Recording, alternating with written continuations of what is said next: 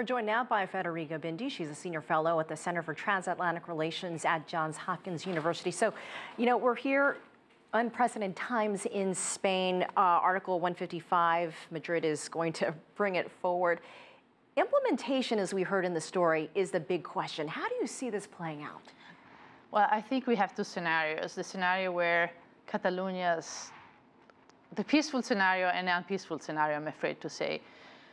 One scenario is that civil officials in Catalonia will do what we call the white strike, so they won't go to work, and things will go not smooth, but at least peacefully until the elections, and I assume the autonomous forces will win the elections, or that Madrid will go one step forward and will try to imprison people or bring other charges, and from there it can only go south. December 20, mid-December is when these snap elections will be held. What does that mean exactly?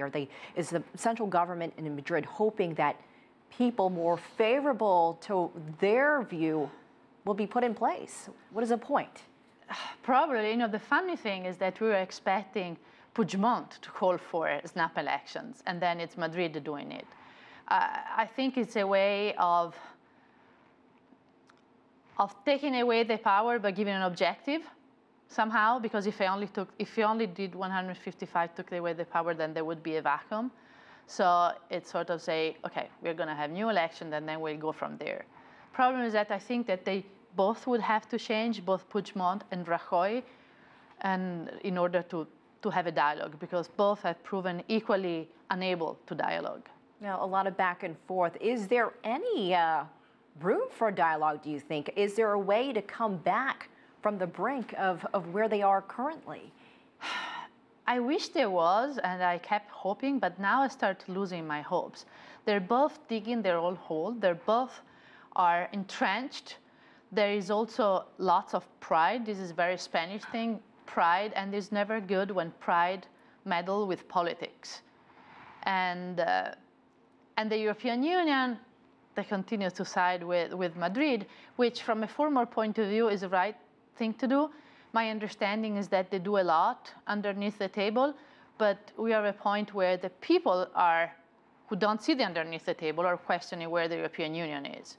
There's a lot of people, a lot of protesters we've seen, days and weeks of people for independence, but we've also seen a lot of protesters for one country unity under Spain. What happens to all of these people, not the politicians, but the people who live there? No, that's the question. I mean, assuming Catalonia becomes independent, and it becomes independent in a vacuum, because nobody's going to recognize it, it's not going to be part of the EU, it's not going to be part of NATO, nothing.